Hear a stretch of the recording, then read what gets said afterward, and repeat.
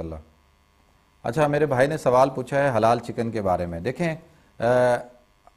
یہ اصول ہے، ہر وہ چیز اگر کسی آپ مثال کے طور پہ اگر آپ گوشت خریدنے جاتے ہیں کسی بچری شاپ میں، مٹن شاپ میں، وہاں پر وہ اس کا مالک مسلمان ہے، اس پہ کام کرنے والے مسلمان ہیں، اور آپ جاتے ہیں اور جانے کے بعد ان سے پوچھتے ہیں کہ بھائی آپ جو یہ گوشت بیچتے ہیں یہ حلال ہے یا حرام ہے، اور وہ شخص جو ہے وہ قسم کھا کر کہتا ہے کہ بھائی یہ گوشت جو ہے وہ حلال ہے اور میں مسلمان ہوں اور میں حرام نہیں بیچتا، میں حلال بیچتا ہوں، تو بحیثیت ایک مسلمان کے جس نے قسم کھا لی اور جو آپ کو ایک چیز بیچ رہا ہے اور وہ کہہ رہا ہے کہ یہ حلال ہے حرام نہیں ہے، تو لہٰذا مسلمان کے اوپر اعتماد کرتے ہوئے آپ اس چیز کو استعمال کر سکتے ہیں، جب تک کہ آپ کو یہ یقین نہ ہو جائے کہ یہ شخص جھوٹا ہے اور یہ حرام بیچتا ہے اور یہ جھوٹ بول کر حرام کو حلال کہہ کے بیچتا ہے، جب تک آپ کو اس کا یقین نہ ہو جائے۔ جب آپ کو یقین ہو جائے کہ یہ شخص حرام بیچتا ہے تو پھر آپ کے لیے جائز نہیں ہے کہ آپ اس شخص سے جو ہے وہ پھر آپ چکن یا کوئی بھی گوشت یا کوئی آئٹم آپ اس سے خریدیں۔ تو لہٰذا اس بات سے بچیں کہ جو دکانیں جو ہیں مسلمانوں کی نہیں ہیں اور جو ہے جو جدھر مسلمان کام نہیں کرتے، کیونکہ وہ مسلمان نہیں ہیں، ان کو نہیں پتا کہ حلال کیا چیز ہوتی ہے حرام کیا چیز ہوتی ہے، ان کے نزدیک چکن جو ہے وہ حلال ہے اور سور جو ہے وہ حرام ہے، پوک جو ہے وہ حرام ہے، تو وہ سمجھتے ہیں چکن ہے تو وہ کہتے ہیں یہ تو حلال ہے، تو لہذا وہ کہیں گے حلال ہے۔ تو لہذا مسلمان ہے، قسم کھاتا ہے اور جو ہے آپ کا اس کے اوپر اعتماد ہے، یقین ہے، تو لہذا اگرچہ وہ اب حرام بیچ رہا ہے تو کل قیامت کے دن اللہ رب العزت اس سے سوال کریں گے، آپ سے نہیں کریں گے۔ لیکن اگر آپ نے تحقیق کی اور آپ کو پتہ چل گیا کہ یہ حلال نہیں بیچتا حرام بیچتا ہے، تو لہذا اب آپ اس سے بچیں، اس سے گوشت نہ خریدیں، آپ کے لیے اب اس سے گوشت خریدنا چکن خریدنا حرام ہے، کیونکہ آپ کو پتہ ہے کہ یہ جو ہے حلال نہیں حرام بیچتا ہے۔ تو اللہ رب العزت ہم مسلمانوں کو اس بات کی توفیق عطا فرمائے کہ ہم تھوڑے سے نفع کے لیے ہم مسلمانوں کے ایمان کو ان کے دین کو خراب نہ کریں، اور جو ہے تھوڑا سا کم گوشت کھا لیں لیکن حلال کھائیں، اور جو بیچنے والے میرے بھائی ہیں وہ تھوڑا کم منافع کما لیں اور جو ہے حلال بیچیں اور جھوٹ نہ بولیں، سچ بولیں، جھوٹ بول کے اپنی روزی کو جو ہے وہ حرام نہ کریں۔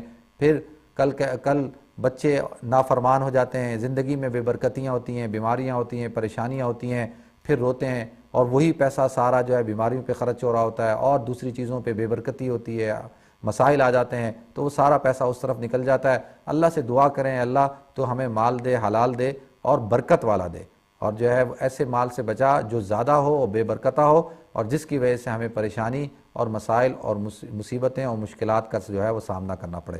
اللہ تعالی ہم سب کو صحیح طور پر دین کو سمجھنے کی اور اس پر عمل کرنے کی توفیق عطا فرمائے۔ اللہ رب العزت جو ہے رمضان المبارک کی ہم سب کو برکات عطا فرمائے۔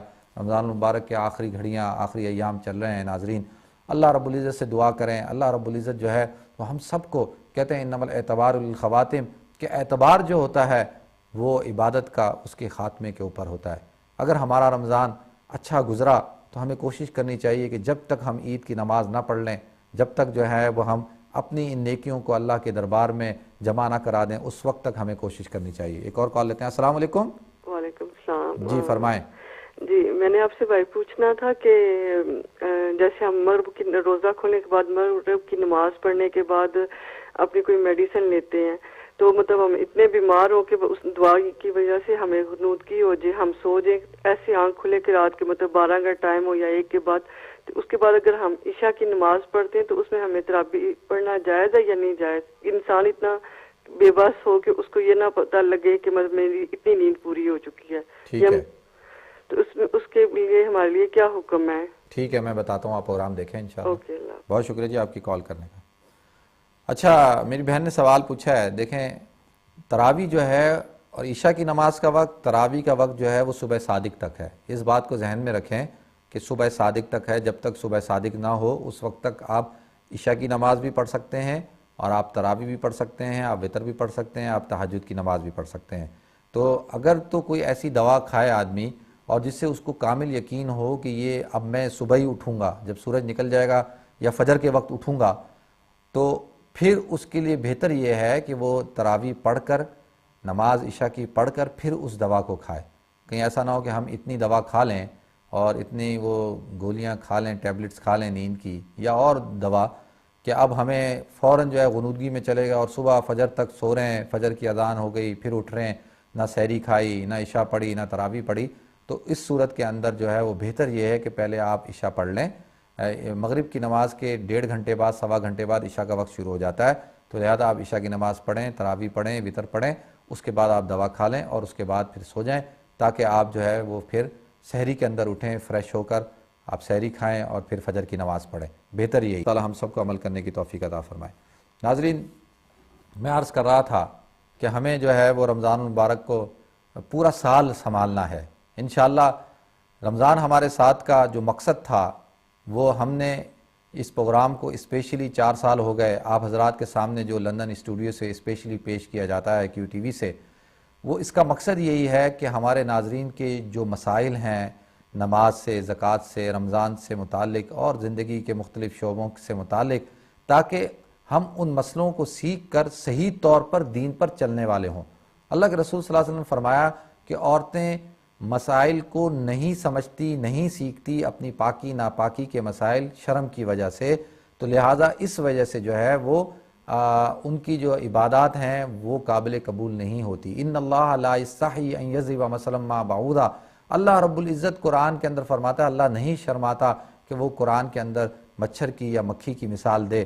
تو اللہ رب العزت نے فرمایا دین کے اندر، اللہ کے رسول نے فرمایا کسی قسم کی کوئی شرم نہیں ہے، کیونکہ اگر شرم کرو گے تو دین پر چلنا جو ہے وہ مشکل ہو جائے گا.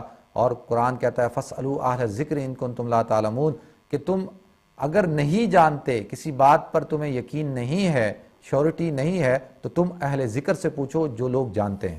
ایک اور کال لیتے ہیں. جی ہیلو، السلام علیکم. السلام علیکم. وعلیکم السلام ورحمۃ اللہ. جی السلام علیکم. وعلیکم السلام. جی میں نے پوچھنا تھا کہ وہ اپنا اگر تراویح کوئی نہ پڑھ سکے اور اس سے مس ہو جائے تو وہ تراویح کی قضا ہوتی ہے؟ ٹھیک ہے، میں بتاتا ہوں. اور تراویح بھی فرضوں کی طرح ہمیں پڑھنی چاہیے؟ اگر بیماری کی وجہ سے نہ پڑھ سکے تو مطلب اس کی چھوٹ ہے کہ نہیں؟ ٹھیک ہے، میں بتاتا ہوں. جی جی شکریہ. خدا حافظ. بہت شکریہ آپ کے سوال کرنے کا. اچھا، آپ نے 2 سوال پوچھے ہیں. ایک تو یہ پوچھا ہے کہ تراویح اگر نہ پڑھ سکیں تو اس کی قضا ہوتی ہے. دیکھیں میری بہن، صرف فرض نمازوں کی جو ہے وہ قضا ہوتی ہے، کیونکہ یہ قرآن سے اللہ کے رسول صلی اللہ علیہ وسلم کی احادیث سے ثابت ہے. قرآن کہتا ہے حافظوا علی الصلوات، اپنی نمازوں کی حفاظت کرو، اقیم الصلاۃ، نمازوں کو قائم کرو. غزوہ خندق کے موقع پر اللہ کے رسول صلی اللہ علیہ وسلم کی کچھ نمازیں جو ہے وہ جہاد کی وجہ سے، غزوہ خندق کھودنے کی وجہ سے، جو ہے خندق کھودنے کی وجہ سے آپ کی نمازیں کچھ قضا ہو گئی تھیں، آپ نے ان کو پھر ادا کیا تھا. تو لہذا احادیث سے یہ بات ثابت ہے کہ نمازوں کی قضا کرنی ہے، فرض نمازوں کی، تو اور وتر کی بھی قضا کرنی ہے. لیکن تراویح اگر چھوٹ جاتی ہے تو تراویح کی جو ہے وہ قضا نہیں ہے، تراویح کی قضا نہیں کرنی ہوگی. اور جو ہے وہ اسی طرح آپ نے پوچھا کہ تراویح اگر آدمی کوئی بیمار ہے تو اگر وہ تراویح نہیں پڑھ سکتا تو بالکل اس کو اجازت ہے کہ تراویح جو ہے وہ سنت موقدہ علی الکفایہ ہے، اور جو ہے وہ اگر پڑھ سکیں، بیماری کی وجہ سے اگر نہ پڑھ سکیں تو کوئی حرج نہیں ہے، آپ تراویح چھوڑ دیں. لیکن کوشش یہ کریں کہ جتنی پڑھ سکتے ہیں پڑھیں. اور اللہ رب العزت، کیونکہ اس کی برکات بہت ہیں، من قام فی رمضان ایمانا واحتسابا غفر له ما تقدم من ذنبی، کہ جو شخص رمضان کے اندر قیام کرتا ہے، تراویح پڑھتا ہے، اس کے تمام کے تمام گناہوں کو اللہ رب العزت جو ہے وہ معاف فرما دیتے ہیں. تو بغیر کسی یعنی چھوٹی موٹی بیماری میں تو بیٹھ کے پڑھ لیں، جو ہے وہ اگر بہت بیمار ہیں تو پھر جو ہے تراویح چھوڑ دیں. سفر میں بھی اس طرح جو ہے وہ تراویح جو ہے وہ نہیں پڑھی جاتی. ایک اور کال لیتے ہیں. السلام علیکم. وعلیکم السلام. جی میرے بھائی، جی فرمائیں. جی پوچھنا تھا مجھے، ایک مسئلہ ہے بھائی جان. جی مسئلہ یہ ہے کہ میرے پاس ایک شاپ ہے نیوز ایجنٹ. ٹھیک ہے. اور اس میں جو ہے نا تھوڑا سا فیملی کے اندر پرابلم ہو گیا ہے. ٹھیک. بعد میں یہ بولتے ہیں کہ بچے کی حرام روزی ہے. ٹھیک ہے. تو یہ پتا کرنا تھا، لیکن اس میں حرام روزی تو ہم گوشت وغیرہ کچھ نہیں بیچتے اسے. نہیں تو یہ سویٹ وغیرہ جو ہوتی ہے نا. نہیں، اس میں آپ الکوہل بیچتے ہیں؟ جی نہیں. وہ آف لائسنس ہے؟ جی نہیں. اچھا ٹھیک ہے. وہ صرف اخبار وغیرہ ہے، میگزین وغیرہ ہے. ٹھیک ہے. ٹھیک ہے. چاکلیٹ سویٹ وغیرہ ایسی ہے. ٹھیک ہے، میں سمجھ گیا. ٹھیک ہے، میں بتاتا ہوں آپ کو. بہت شکریہ آپ کی کال کرنے کا. اچھا میرے بھائی، آپ نے پوچھا ہے کہ نیوز ایجنٹ ہیں. نیوز ایجنٹ میں تو جو ہے وہ اخباریں بیچی جاتی ہیں، چاکلیٹ، کرپس، ڈرنکس بیچی جاتی ہیں. اگر کوئی آپ حرام چیز نہیں بیچتے تو وہ بالکل حلال ہے اور آپ کے لیے جائز ہے، آپ بیچ سکتے ہیں. مجھے نہیں پتا کہ کسی نے کیوں کہا کہ وہ حرام ہے، بالکل جائز کاروبار ہے اور آپ کر سکتے ہیں. اللہ رب العزت آپ کے کاروبار میں برکت عطا فرمائے. ناظرین، آج ہمارا پروگرام رمضان ہمارے ساتھ کا آج آخری پروگرام تھا. اللہ رب العزت سے دعا ہے کہ اللہ رب العزت جو ہے وہ آپ کو اور ہمیں دوبارہ سے اگلے سال رمضان کے اندر خیر و عافیت کے ساتھ زندگی کے ساتھ دوبارہ ملوائے. اور جو ہے ناظرین، آپ سے گزارش ہے کہ آپ ہماری پوری ٹیم کے لیے، جن لوگوں نے ہمارے پروڈیوسر، ڈائریکٹر، کیمرہ مین، پورے ہمارے اسٹاف کے لیے آپ دعا کیجئے گا، جنہوں نے اس پروگرام کو بہت محنت کر کے آپ حضرات کے سامنے پیش کیا. اور پوری ARY انتظامیہ کے بھی آپ سے گزارش ہے کہ ان کے لیے بھی دعا کیجئے گا کہ اللہ تعالیٰ ان کو جزائے خیر عطا فرمائے. اور پورے مہینے رمضان کے اندر اگر مجھ سے کوئی ایسی بات ہو گئی ہو، میں نے صحیح مسئلے کو نہ بتایا ہو، تو وہ میری طرف سے ہے، وہ اس کی ذمہ داری وہ میری ہے. اللہ رب العزت جو ہے اگر کسی کا دل دکھا ہو تو میں اپنے دل کی گہرائیوں سے اس سے معافی مانگتا ہوں کہ وہ ہم سب کو معاف کر دیں. انشاءاللہ آپ سے پھر جو ہے وہ اگلے سال دوبارہ ملاقات ہوگی. اور میری آپ سے گزارش ہے کہ پروگرام کے آخر کے اندر آپ دعا کر لیں، اللہ تعالی ہم سب کو عمل کرنے کی توفیق عطا فرمائے. سبحان اللہ رب العرش العظیم، الحمدللہ رب العالمین، اللہم انا نسألک موجبات رحمتک وعزائم مغفرتک والغنیمۃ من کل بر والسلامۃ من کل اسم لا تدع لنا ذنبا الا غفرت ولا ہما الا فرجت ولا دینا الا قضیت ولا حاجۃ ہی لک رضا الا قضیتها وادیتها یا ارحم الراحمین. یا اللہ یا رحمان یا رحیم، یا اللہ تو ہم سب کے صغیرہ کبیرہ گناہوں کو معاف فرما. یا اللہ ناظرین کی تمام جائز حاجات کو پورا فرما. یا اللہ جو بیمار ہیں ان کو صحت کاملہ دائمہ عاجلہ مستمر عطا فرما. یا اللہ سب کے روزوں کو قبولیت عطا فرما، تراویح کو قبولیت عطا فرما، اعتکاف کو قبولیت عطا فرما. یا اللہ ہمیں اس رمضان المبارک کی برکت سے یا اللہ اپنا قرب عطا فرما، حضور اکرم صلی اللہ علیہ وسلم کی محبت عطا فرما. اور یا اللہ تو ہم سب کی مغفرت فرما. یا اللہ آج کے دن یا اللہ تو رجسٹرڈ کو بند کرتا ہے. یا اللہ رمضان کے آخری دن جو بھی آخری گھڑیاں ہوتی ہیں یا اللہ تو اس وقت کے اندر یا اللہ ان لوگوں کے ناموں کو لکھ دیتا ہے یا اللہ جن کی تو نے مغفرت کی ہوتی ہے. یا اللہ تو ہمارے نام کو بھی اس لسٹ میں شامل کر دے.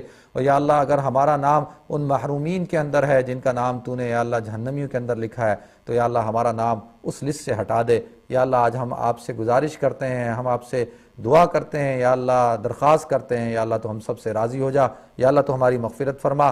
یا اللہ بیت اللہ اور مسجد نبوی کے اندر یا اللہ ہزاروں لوگ، لاکھوں لوگ یا اللہ اعتکاف کی عبادت کر رہے ہیں. یا اللہ تیرے دربار میں ہاتھ اٹھائے ہوئے یا اللہ طواف کر رہے ہیں. یا اللہ تیری رحمت ان پر نازل ہو رہی ہے. یا اللہ تیری رحمت ہم سب پر نازل ہو رہی ہے. یا اللہ تو اپنی رحمت خاصہ ہم سب پر نازل فرما. ہم سب کو یا اللہ اپنے حفظ و امان میں رکھ. ہر قسم کے شرور سے، فتنوں سے، گناہوں سے، مصیبتوں سے، پریشانیوں سے یا اللہ تو ہماری حفاظت فرما. اور یا اللہ پاکستان کی حفاظت فرما. یا اللہ پاکستان کے مسلمانوں کی حفاظت فرما. یا اللہ تو ہم سب کی دعائیں نبی کریم صلی اللہ علیہ وسلم کے صدقے قبول فرما. آمین.